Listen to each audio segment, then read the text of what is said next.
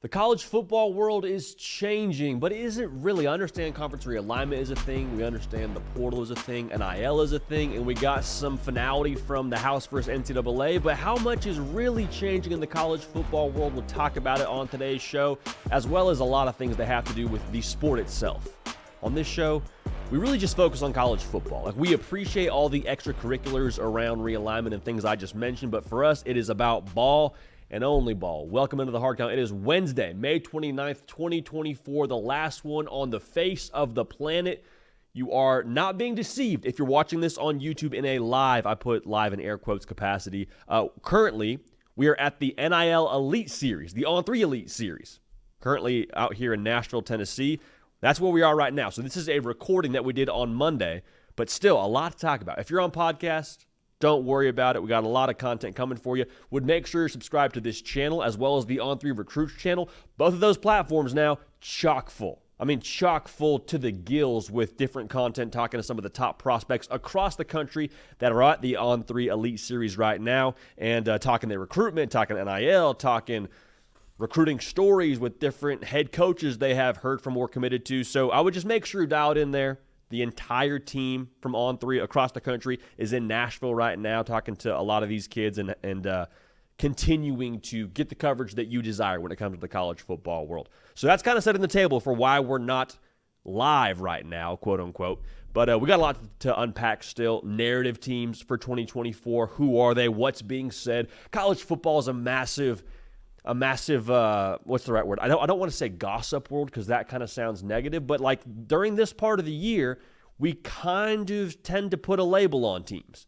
Whether it's right or wrong, we put our label on teams at this part of the year, and then we look at what happens during the fall, and then we kind of get an answer for our labels. But I just think it's interesting how many times the label that we put on a team during the spring oftentimes doesn't match up with what they are in the fall. Last year, LSU is a great example of this. We looked at Jaden Daniels. We said, he can't throw the football downfield. And then Jaden Daniels, I believe, was one of the top players in the country when it came to yards per attempt, won the Heisman Trophy, and LSU was dynamic offensively. Label from the spring, again, not matching the fall. So we'll talk about the narrative teams for 2024. We're not big stock market folks on this show. We are big Tony Stark fans, I think, on this show. Am I right, Nick? Tony Stark, thumbs up. He's nodding. We like Tony Stark. We like Marvel or DC? DC.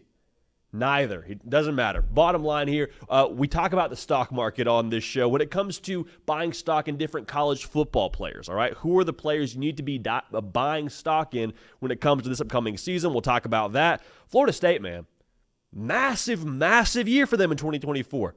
You say, but JD, Jordan Travis is gone, Keon Coleman's gone. I understand that, but don't mean the stakes aren't still high for the folks in Tallahassee. They have a ton in front of them, not just for what it could mean for this upcoming season. I'm talking about when you look at the ripple effect that could ensue based on what they do or don't accomplish in 2024. So, with that being said, we're glad to have y'all here. Quick plug. If you have not yet subscribed to the channel, would love to have you. Also, if you listen on podcasts, because I understand a lot of y'all, man, you throw us in at the gym, you throw us in while you're doing summer school, God bless you for that. You throw us in while you're doing card pool. However you consume the Hard Count, whether it be on podcasts or on YouTube, we're glad to have you here. Subscribe on whatever platform you're listening on, just to make sure you're a part of this whole show. Thank you so much for that. So, let's dive into this. And I wasn't sure exactly how we should approach this because, to be honest, what I said at the top of this whole live show is true for how we operate all parts of the year, whether they're playing games or not. We like to focus on football. We like to focus on what us as college football fans truly care about when it comes to what's happening between the white lines. But the House versus NCAA had a decision that was reached during this last week, and it does have an impact on what we care about.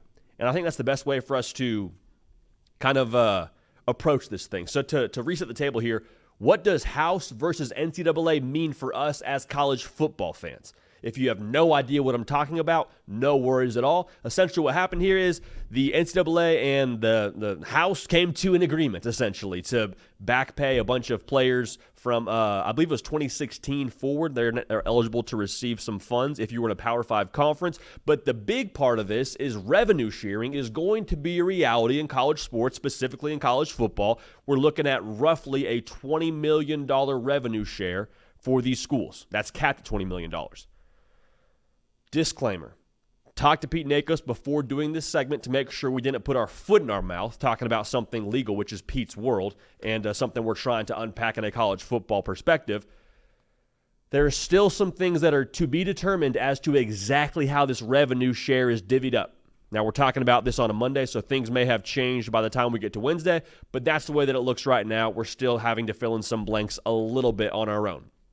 And this matters in the sense that if you are, let's just go ahead and throw out a Power 4 school. Let's say you're a top-tier Power 4 school in the ACC.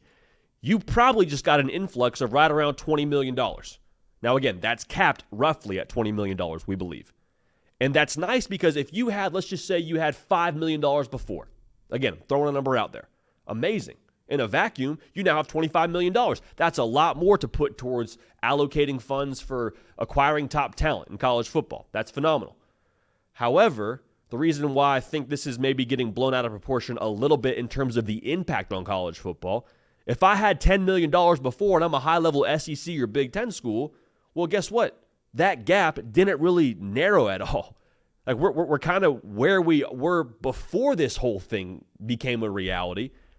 The only difference is we just have different numbers we put next to our names. And before it was $5 million and $10 million, now it's $25 million and $30 million. So the big boys are still the big boys. The big boys still have big money. There's also this thought that, okay, well, with all these revenue sharing possibilities now and how this could look going forward, collectives, bye-bye, right? Wrong. In fact, I think collectives and the way they're structured and NIL as a whole is only going to become more and more important, more and more impactful, because that is the differentiating factor for you if you are that top-tier SEC school versus that top-tier ACC, Big Ten, whatever. Whoever you're competing with, your differentiating factor is still the collective. If we're all getting the same revenue share, well, then how am I supposed to separate myself from you? Based on the people that want to give us money, our boosters, our collectives, all those things. The big takeaway for me that I think is encouraging about all this, as we get this revenue sharing era started, we're going to have more dollars that are trackable for my money. There's going to be more transparency, more structure. The thing we've always said, we need more adults in the room, right? We need more adults in the room to help these kids, more adults in the room that have good intentions to help these kids. And I think this is going to allow for that to happen by getting some of these people from the schools involved. And also, I think it's going to demand more structure between the school and the collective. Like, we cannot be on different pages if we're the school and the collective and we're going after the top quarterback in America in the future class. Because if we're not aligned in how we're, putting our money together, there's a chance that we don't give the right number to this kid. We don't, we end up missing on this kid. And it's not because we didn't have the money. It's because we didn't communicate well. We weren't on the same page. We didn't have the same structure together as maybe school X, Y, and Z did. And they end up landing him because of their ability to be organized and to be on the same page. So there's a lot of moving pieces here. Again, this thing is sort of evolving, and we'll have more thoughts on it as we go along. We'll probably bring Pete Nakos on in the future show to give us the nitty-gritty of it all. But from a college football perspective, to recap it, more transparency, more structure, more demand to have structure between the schools and the collectives. That's a good thing. Collectives, they still are going to be the differentiating factor for you. If you had $10 million before, phenomenal. But the school that already had more money before you still has more money with this whole revenue sharing deal. Now, I want us to take a quick look at the G5. And the G5 kind of gets a bad rap this time of year because they don't make the headlines on the preview magazine. You don't see the Tulane quarterback all the time on the cover of your favorite magazine, whether it's Lindy's, Phil Steele, Athlon, like whatever. But the G5, I think, in this discussion is kind of the second part of this conversation. Like, you talk about the P4 schools, and then you say, well, what about G5? G5, the thing that I don't like about this, it puts them in a tough spot. Because if you were, let's say you're a lower level, let's say Big 12 school. You're a lower level Big 12 school, and you're competing with a G5 school for a player of a 3-star caliber. That 3-star player knows he can probably go to the G5 school and play earlier, or he can go and wait at a P4 school and eventually get on the field when he's a junior and have success there. So the discussion becomes playing time, right? Well, when that P4 school says we can throw X amount of dollars at you, the kid's like, well, maybe it's not so bad to sit for a year. Like, if it truly is a money-motivated decision, he can decide to go to that school for those reasons. Whereas the G5 could sell playing time. However, that dollar amount the P4 school could have said previously would have been lower, but now with this revenue sharing factored in, I'm imagining that's going to make it a lot harder for that G5 school to make a compelling pitch from an NIL perspective. Again, this is all hypothetical, but this is how I'm interpreting this. So the difficult part is, one, landing the player at the high school level, and then the second part of that is being able to retain players when it comes to them having success on the field when they get to your G5 school rather. So the gap, to put it simply, the gap is widening. It's going to be harder for them to land players, going to be harder for them to retain players. And I think this whole G5 discussion throughout the course of the last 6 months has been playoff-based.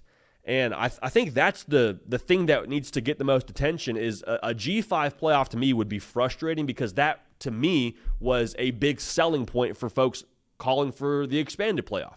They're saying, well, we need 12 teams in, we need double-digit, 14, 16, whatever your number was. A big talking point was as long as the G5 has a spot at that dance, we need them in. Okay, that's fine. If that's how you feel, that's fine. But don't call and yell and scream for a G5 spot in the playoff and then give them their own playoff, which to me is like kind of, again, we'll see how this whole thing works, but to me that feels like you're just watering down the G5 spot in the playoff. Like, let's just give the G5 the spot in the playoff and let's give them the same ecosystem as those power conference schools have. Now, if your discussion is give them a G5 playoff to eventually have that spot in the P4 playoff, another discussion as a whole. But if you're replacing the G5 spot in that playoff with their own playoff, I don't like that one bit. That to me just feels like a fool's errand. Why'd we even expand the playoff to begin with? Another discussion. Wasn't a real ask right there. I wasn't diving into that whole segment, but that is just kind of how I feel about it. So last thing I'll say here, the relevance for a G5 school to me has always been tied to when they play those P4 schools. Like when App State played Michigan and beat them. When New Mexico State played Auburn and beat them, so on and so forth. That, to me, has always been the relevance around those G5 schools. So with the revenue sharing now probably widening that gap, I think we need to keep the G5 and the P4 in the same ecosystem as much as humanly possible. One, for nostalgia purposes, and two, for the survival of the G5 as we know it. That's how I feel. I understand we'll get some disagreement. It's what we sign up for when we do this job. But overall, House versus NCAA, a good thing in terms of structure and transparency and the future of NIL. NIL is not going anywhere. In fact, the importance of it, I think, is only amplifying with the way this thing is going to look in the future. The G5, yeah, it widens the gap for them. That, to me, just means we have to make sure that them and the P4 exist in the same ecosystem as long as humanly possible. So a lot of moving pieces. Full transparency, I don't like doing those segments, really. Like, I love talking about college football. That, to me, isn't a college football conversation. That's a political, financial, like there's a bunch of things that don't have to do with actually what's happening on the field. But with that being said, I think for us as college football fans, there's a lot we can still take from these things that are happening right now in our sport. House versus the NCAA reaching a settlement, obviously, is a big deal, so we will talk about it, and that's what we do on this show.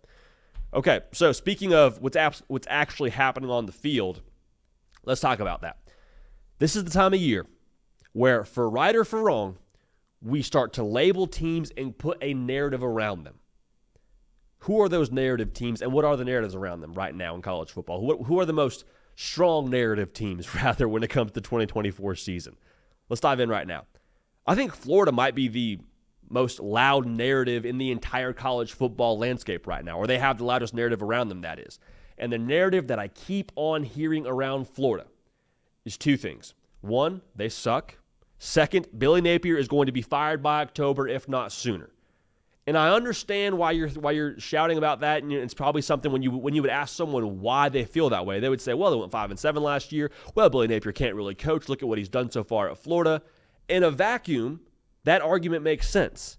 However, college football does not exist in a vacuum. When we look at what Florida actually is in 2024, they have a third-year head coach, which, again, the last two seasons leave a little bit more to be desired. But this whole thought that he can't coach or that he can't develop, I don't understand that. Billy Napier went 41-12 at Louisiana. Okay, so he can coach. We've seen that. Can he coach at the SEC level? Remains to be seen, but he can coach. He has a track record of success. He can't develop is the one that I really don't understand, because he took Graham Mertz from Wisconsin, who was a 19-touchdown, 10-interception quarterback before he got there, goes to Florida, throws for darn near 3,000 yards, 20 touchdowns, and 3 picks. Also worth noting, multiple players from Billy Napier's teams at Louisiana, and for transparency, it's typically a 3-star caliber player in that conference. Multiple players from that roster are now either on an NFL roster or they transferred to an SEC roster. So yeah, he can develop. At the very least, you can say he knows how to evaluate and maximize talent.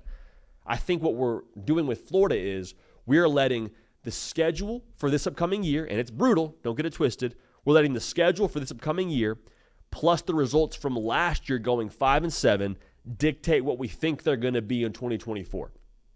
And that would be okay if last year's team was this year's team. The team in 2024 for Florida will be very different, in my estimation, from what they were in 2023. Like, defensively, they're going to be much older, much more experienced, quite frankly, structurally much better on that side of the football, with Ron Roberts helping run the show there. They have multiple weapons offensively, from Elijah Badger to Shamir Dike. You know what Eugene Wilson is. You got a quarterback who I believe is very stable in Graham Mertz based on what he did last season. If that offensive line can hang a little bit, watch out. Watch out for Florida. I'm not telling you they're winning the SEC, but I am saying the Napier they're going to be, or the narrative around Napier they're going to be horrible, to me doesn't totally check out. Doesn't totally check out. Now, Clemson, another massive narrative team in 2024. The narrative around Clemson is that the fall of the Tigers, the fall of the Dabo era has arrived. Hey, that was great when they were reeling off college football playoff appearances. Every story has an end at some point in time, right? This is kind of the end for Clemson because they won't use the portal. They're no longer elite. And we've been very vocal on this show. Been very, very vocal. We think Dabo should and needs to use the portal. I think it's a mistake that he's not using the portal. I also feel absolutely zero sorrow for Clemson and their high expectations they have over there. Like, you have earned the right to have pressure on your football team because of what you've accomplished in previous seasons. So nobody is saying, oh, poor Clemson, it's too bad for them. Nobody's saying that. I also have been very critical of the perimeter skill they have. They just haven't had what they need on the outside. There's been nobody in the last couple of seasons at Clemson that's made me really concerned about what I have to do with my safeties in terms of how deep they have to play. Nobody concerns me about how deep you can throw the football. So there's some real criticism there, obviously. However, I also think there is a real basis for some optimism. Like, we talk about Clemson and the fall off for them. Like, they won the ACC 2 years ago, right? Like, they won the ACC not that long ago. It's not like they're just in some crazy drought. Have they accomplished what they expect to accomplish out there? No. Let's not just act like Clemson is just left for dead. Also, they've upgraded on the perimeter. Now, we got to see it to believe it. Got some young cats on that roster that are true freshmen this year that I think are going to contribute for them in a real way. Antonio Williams, you know what he is. He is, I think, in the genre of wide receiver that they need to get more of, and they have more of. Tyler Brown, he stepped up in a big way last year for Clemson. Defense is still nasty. Peter Woods, Barrett Carter, I don't care about the returning production numbers. I just know what that defense is going to be. I think we all do as a college football community. Clemson's not going anywhere defensively. Garrett Riley and Cade Klubnik, can we take another step? Can we take a step in the right direction? We've seen Garrett Riley dial up explosive with Max Duggan. That's not throwing a shade at Max Duggan. I just think Garrett Riley has the potential to be able to get more out of this offense their second year in the system with a second-year quarterback in the system in Cade Klubnik. Will it happen? We'll see. But the narrative that Clemson is just left for dead, I don't believe it. Vegas doesn't believe that, as I think they have Clemson as the second-best odds to win the ACC right now, according to FanDuel. There's a lot to criticize about Clemson. But to assume they're just going to be a non-factor in the college football world in 2024, I think is irresponsible. I would not put dirt on the Clemson coffin at this point in time because I don't think there's anyone in that coffin right now out there in Clemson, South Carolina. Ohio State, massive narrative team. Massive narrative team. And that's just what, I mean, for a lot of these schools, too, the brand kind of invites some pressure and some criticism. Ohio State and Ryan Day, the narrative is they can't win the big game. They can't win the big game. You can't beat Michigan. You can't win the national championship. You can't win in the college football playoff. You hear that a lot. However, what's happening right now when it comes to Ohio State is they have consistently built a roster over the course of this offseason that is going to challenge for a national championship. Now, folks in Ann Arbor are saying, oh, whatever. Oh, whatever. Forget about that. That's fine. Say what you want. But I think the thought that they can't win the big game to begin with is a little bit irresponsible, because you look at the big games that they have won. Yes, the Michigan game is the one you got to win. Yes, they got to win national championships. But like the game at Notre Dame, that's a big game.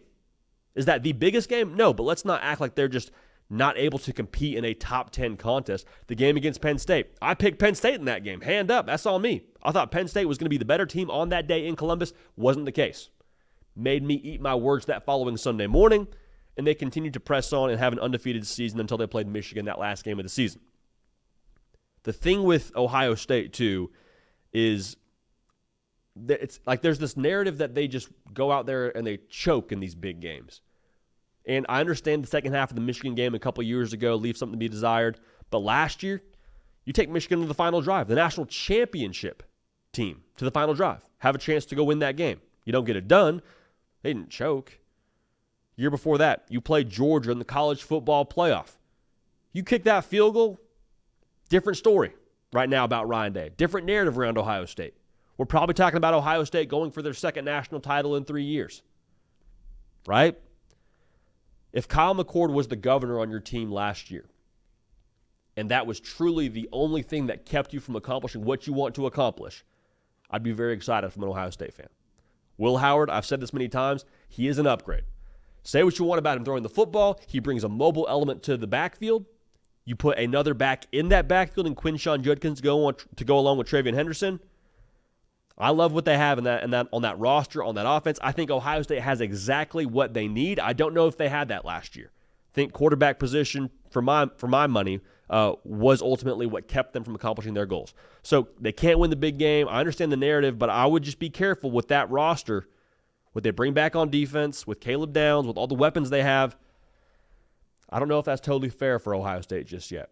Expectations are massive. They always are in Columbus, but I would be a little bit cautious to totally just mail in and write off Ohio State as this team that can't get to the mountaintop. I think that's dangerous.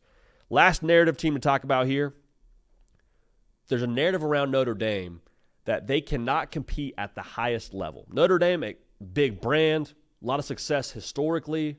Marcus Freeman's doing a good job there, but let's be real. They're not going to win a national championship, right? They're not going to be a force in the college football playoff anytime soon, right? Well, I'll say this. The college football playoff future is a little bit weird for Notre Dame. I've said for a while now I'd love to see them join a conference so it could help them in that college football playoff seeding department. The problem for Notre Dame used to be their caliber of roster. Like it or not, that was the case. They didn't have the depth or the high-level roster talent to compete with the Alabamas, Georgias, Ohio State, so on and so forth. I don't know if they're totally on that same playing field just yet, but Marcus Freeman, in a very short period of time, has continued to trend in the right direction with how he's put it together. They hit the portal, got some more weapons, got some more explosivity in that wide receiver room, went and got a quarterback in Riley Leonard who's got some real juice to him. It all rides with him, in my opinion. If they can push the ball downfield and actually capitalize on the explosive playmakers they have on that roster, Jeremiah Love being another one of those guys, this is the year where maybe you don't totally dispel this narrative, but I think this could be the year where you change the way that you're perceived. And if Notre Dame is able to make a deep college football playoff run, we've said it before on this show, if they make a deep college football playoff run, and I'm a recruit, I view Notre Dame differently. Now, there's still the obvious barriers, I put in air quotes for those y'all listening on podcasts, to Notre Dame getting that top-level talent. The climate when it comes to, the winter time, how, if Southeast recruits, they got to go past a couple SEC schools to get to your campus. That's all true. It's all fair. Academic standards, that's true as well. But I do think if you're able to prove that, hey, we can compete for national titles here at Notre Dame, that narrative is just that, a narrative, I'd look out, because then you start to recruit not just the top 10 level, you start to recruit the top 3 level if you're Notre Dame. And Marcus Freeman prioritizes acquiring talent. He's proven that many times. I wouldn't sleep on Notre Dame. And I'd be very careful to fall into believing that narrative completely, especially with this 12-team model. Notre Dame gets hot. The Mike Denbrock offense now kind of looks like it did last year at LSU, which is a big ask. Could get interesting. to get very, very interesting, and that narrative, I think, would be retired, to put it simply. So, Florida, Clemson, Ohio State, Notre Dame, all narrative teams. Let me know in the comment section who your narrative teams are and what's being said about them, and maybe we'll discuss it on a future show. But narratives, man, they're a very dangerous, dangerous thing in the college football world. You can't trust everybody. You can't trust all those offseason headlines when it comes to this time of the year, because a lot of times those offseason headlines are just that. They're just words on a page, and tend to steer us the wrong direction when it comes to that first month and so on of the season. So keep it rolling here. Little juice here, just a little caffeine as we roll on throughout the rest of the show. If you're listening on podcast, just sipping a little bit of caffeine. Nothing to see here. Oh yeah, berry flavored. That's nice. It's very nice. All right, we'll keep on rolling. I want us to have a discussion around Florida State, because Florida State went undefeated last year. If you're a Seminole fan, you're like, golly, man, we got left out of the college football playoff. You're probably buying into some conspiracy theories. Deep breath in, deep breath out. We're not worried about that anymore, because we got a new season, and I think this season you have a ton at stake. A ton at stake. Not just for this season if you're a Seminole fan. You got a lot when it comes to the future of your program under Mike Norvell that could be impacted based on the 2024 season. Quick plug, though. Make sure you're subscribed right here. If you're watching right now in a full hour-long capacity, we appreciate you. Live shows typically Tuesday, Wednesday, Thursday, 11 a.m. Eastern. I say typically because this is a pre-recorded live show. But if you're watching as a one-off video, we appreciate y'all being dialed in. Again, make sure you're subscribed. However, get in the live chat with us. We have live shows, like I just said, 3 times a week. Want y'all a part of it. We interact at the end of nearly every single live show, being able to hear from you and hear your thoughts and concerns. The bottom line here is we're all a little bit sick for this college football thing. Would love to have you a part of this thing by making sure you're subscribed. All right, so let's keep on rolling here. If Florida State is able to have success in 2024, and I'm not just talking about like, oh, they won 8 games, they won 9 games. I'm like, if Florida State goes out and wins the ACC, makes a run in the college football playoff, there is a massive ripple effect that would happen at Florida State from an optics perspective. Like, I think if that happens, this is the year where you solidify the foundation that Mike Norvell has been laying for some time in Tallahassee. Like, whenever you lay down cement, it takes a while for it to dry. If they win, like I just said they would win, that's what would happen. The cement is dry. You're not questioning what Mike Norvell is at Florida State. You're not questioning what they are under his watch. And the reason for that being, there would be so many different pieces that would have come through Tallahassee and had success under Mike Norvell. Like, I'll rephrase that. There's no doubting Mike Norvell and what he's done at Florida State if you win big this year. Last year, you could chalk it up to, oh, well, they had a lot of returning production. They had Jared Verse, which was a lucky hit, quote unquote, in the transfer portal. That was great for them. They got Braden Fisk. They kind of had some things fall their way. Jordan Travis took the next step. But like this year, like, let's be real, 83rd returning production. They're not going to recreate that magic. That's not going to be something that happens twice, right? Well, I don't know. From what I've been able to deduce about Mike Norvell, like, the dude uses the transfer portal as well, if not better than anybody else in college football. And if you win at that level in 2024, like you have the last couple of seasons and like you did last season, the common denominator is Mike Norvell.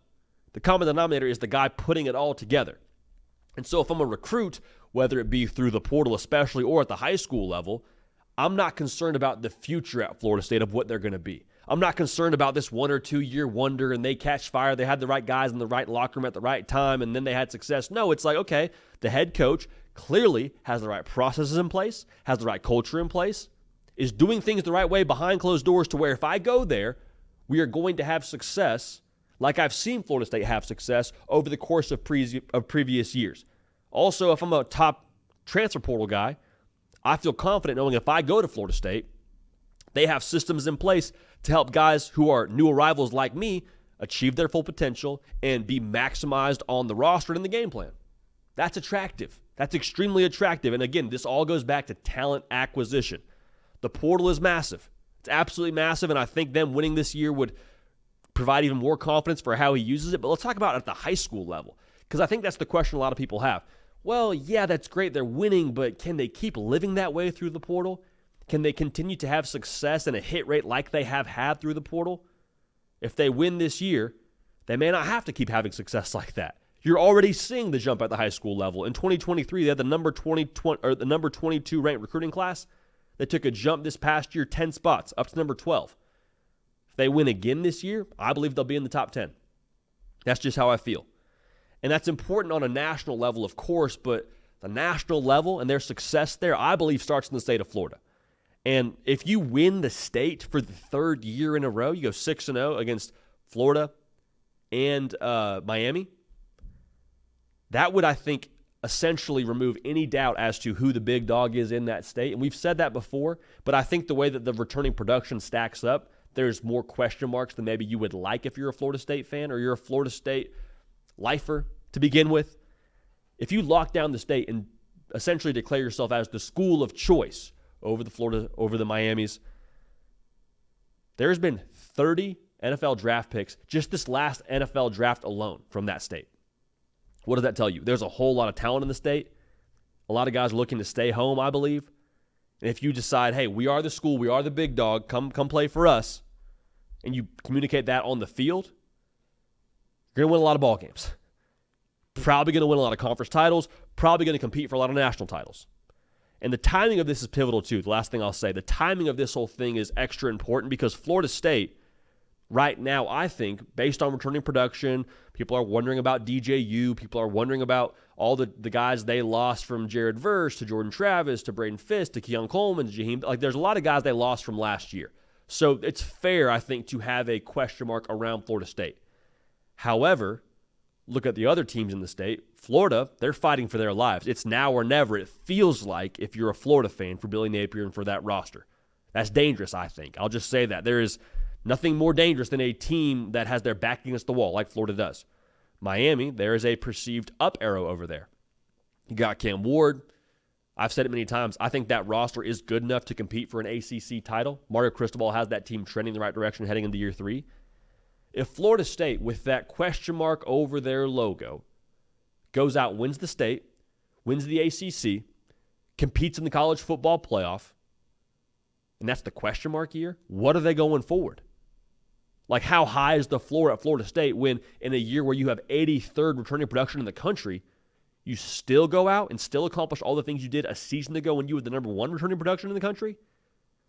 Would speak volumes to Florida State, would speak volumes to Mike Norvell, and again, would speak volumes to the future and the trajectory of what they're doing in Tallahassee. If I'm a recruit at any level, I feel a ton of security about where that thing is heading. I feel a ton of security about committing to Mike Norvell. If you got the Jimmies and the Joes, you got what you need. You got the starting ingredients for what you need to compete at the highest level. So Florida State, obviously going to be a player in the ACC. I believe they actually currently have the best odds to win that conference, according to FanDuel, at the time of us being on the air right now. But massive year. You want to see those recruiting rankings improve if you're a Seminole fan? This would be the year to kind of boost those up quite a bit. All right, one more segment to get to here. Again, make sure you're subscribed. Tons of content for you all week long. We got some of the top players in the country at the high school level with us here in Nashville. Those interviews are going to be cycling through on this channel, so make sure you're subscribed right here. Also, follow me on the socials at JD Pickell, Twitter and Instagram. Going to have some content for you on there from this week. Don't want y'all to miss any of it. We're not big stock market people on this show. Like, I've never really been big on Wall Street or any of those things. However, though, I am into buying stock when it comes to college football teams and players, especially when we're sitting at this point in the spring, kind of calling our shot of sorts. Who are the players that you should buy stock in on the offensive side of the football ahead of 2024? This is one that I think a lot of folks already bought stock in from last year, probably middle of the year last year. Whatever you invested last year, double it into this player this year. Jalen Milroe is going to have an incredible season in 2024. Like, I am pounding this drum, sounding this alarm from the rooftops. Anybody that'll listen, if we're wrong, we're going to be wrong in a very, very public way. Last year, Jalen Milroe, he was really good. I mean, they won the SEC. He was phenomenal against LSU. They utilized him in that offense really effectively last year. But this year under Kalen DeBoer, it's going to be magic. I'm just telling you. Gets another year as a starter in the SEC, which I think matters from an experience standpoint. They're going to allow him, with how they run this offense, to really play to his skill set in a different way they did last year. Like, this year, they're going to allow him to be more consistent as a passer, by scheming more guys up for him pre-snap. He's going to know where he's going with the football. They're going to play to his skill set in that way. Then also with how they line up their formation, you're going to have more space across the board. And when you give more space for Jalen Milroe with his legs, it's going to gas you. So I'm calling my shot. Last year he was great, absolutely, but this year I think he's going to be a Heisman Trophy finalist, and I feel more than fine calling our shot there. Another player to buy stock in is transfer from LSU, Tennessee offensive tackle Zalance Hurd. 6'6", 335 pounds, according to the Tennessee roster. He didn't leave LSU because he wasn't any good and couldn't cut it. The thing that I was told was he left LSU because he's like, hey, I want to play, and they got some dudes in front of me that are just, bell cows for them. I'm not going to beat those guys out, and that's fair for Zalance Hurd. But the folks at LSU, from what I was told, were like, dang it, man. We feel like we just lost a first-round pick. Zalance Hurd was a 5-star in the class of 2023. They're going to ask a lot of him in that Tennessee offense to protect young Nico his first year as the starter out there in Knoxville. They feel very excited about Zalance Hurd. They're going to ask a lot of him, like I just said, with how they run that offense, the tempo, the zone schemes, with what they ask of him athletically. Zalance Hurd's a player to buy stock in. If you haven't already, buy. Zalance Hurd is going to be a dude in 2024. I feel extremely confident in saying that. A lot of SEC players on this list. Not the last one, but one of the last ones to talk about here. LSU wide receiver, Kyren Lacy. It's kind of been a sidekick the last couple of years because you had Malik Neighbors on the roster. You had Brian Thomas on the roster. This dude's going to be a fifth-year senior. And if you look at who they have playing quarterback in Garrett Nussmeier, my man loves to throw the pigskin over that there mountains. He does. He loves to push the ball deep. Kyren Lacy, when that ball is in the air, it is his football. He is a 50-50 machine. 6'2", 215. The offense in itself will be very wide open under Joe Sloan. It may not look the exact same as it did last year with Jaden Daniels at quarterback for you, but I still believe it's going to be spread you out, go deep, challenge your safeties. Kyren Lacy has had a lot of good years. I think he's set for a great year, his 5th season at LSU. Coming off his best production year from 2023, over 500 yards, he's going to get a lot more targets this year. So Kyren Lacy, physical specimen, going to get more targets, a quarterback loves to throw it deep, and Kyren Lacy, who I believe specializes in winning those deep 50-50 balls, massive year for him incoming. Kyren Lacy, buy stock.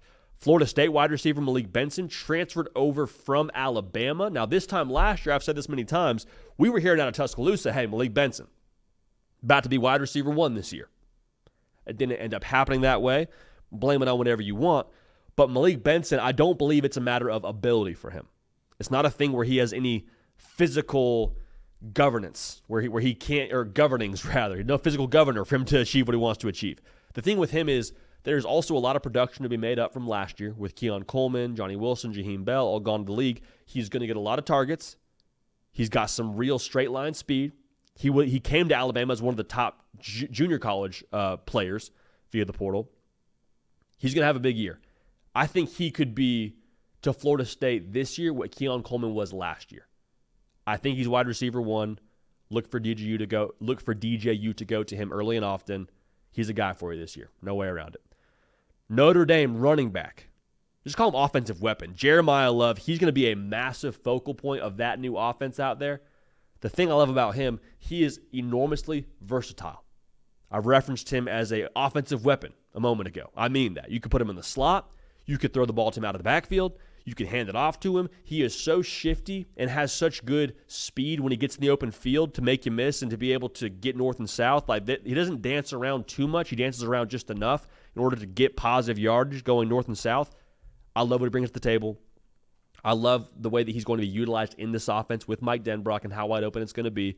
Also worth noting, the players they acquired through the portal with Chris Mitchell and Jane Harrison, like they're going to have some attention demanded on the outside to these skill players. So what that should do for Jeremiah Love is it should allow for better looks in the box for him. Should be a little bit more honest. I'm excited to see what he does in 2024. Jeremiah Love, without a doubt, a player to buy stock in. Last one to talk about here, Texas tight end Amari Niblack, another transfer from Alabama. Big body, good athlete. Had a good year last year, 20 receptions, over 300 yards, 4 touchdowns. I think what you saw last year with Jatavian Sanders at Texas, Amari Niblack, not the same player, but will be used in a similar way, in my opinion, in the pass game. A lot of attention. Also, on Isaiah Bond, on Matthew Golden. Amari Niblack's going to be a massive part of this passing offense. Look for him to be a presence in the middle of the field. I think he's too difficult to match up one-on-one with a linebacker. I think he runs good routes, and that could also help him when he's against more true defensive backs. Another ingredient for Steve Sarkisian to cook with, Amari Niblack at Texas. Going to be a dude for you. Buy stock now. So, to recap it, Jalen Milroe, you say, JD, I bought stock in him last year. Double down. I'm just telling you, you want to make a good financial investment. You want to make sure you get the most out of your money doing some work for you. Make sure you invest in Alabama quarterback Jalen Milroe. Kalen DeBoer's offense will be an orchestra for him when he takes the field in the fall. Tennessee offensive tackle is Lance Hurd. I think he's a first-round pick kind of caliber player. That's what I've heard. Kyron Lacey, wide receiver at LSU. No more Brian Thomas. No more Malik Neighbors. A lot more targets for him. He's waited his turn. He's going to have a massive year this year. Malik Benson, transfer from Bama, now at Florida State. They're going to go to him early and often in Tallahassee. He's got the ability to be the guy for you. Jeremiah Love, absolute baller in every sense of the word. Can't wait to watch him this year in South Bend. And then Texas tight end Amari Niblack, going to be a dude. Sark, man, you give him ingredients, he's going to cook. He's going to cook with him at tight end for you. Another weapon for Quinn Ewers. Dangerous, dangerous thing. All right, so a little bit of a lean show today. Just the way that it works when we're also doing content on location. But regardless, man, we do not take breaks on this show. Tuesday, Wednesday, Thursday. If they're playing games, if they're not playing games. If it's a holiday, if it's not a holiday, whatever it is, we're dialed in for y'all. And we appreciate y'all treating college football like the year-round deal that it is, man. It's a beautiful thing. It's a beautiful thing. We get to do this for a living, and we get to do it for a living with y'all. And kind of have this safe haven of a college football community together. We're back on the air live tomorrow morning, 11 a.m. Eastern. Should have some good content for you, at the very least, talking about the Elite Series and our time there, and potentially a little bit more. So keep your eyes peeled on the socials. Again, Instagram and Twitter at JD Pickell. Going to try and preview some content for you as best we can on those platforms. Hey, we love y'all, man. We appreciate y'all. We're going to keep this party rolling, and we will see y'all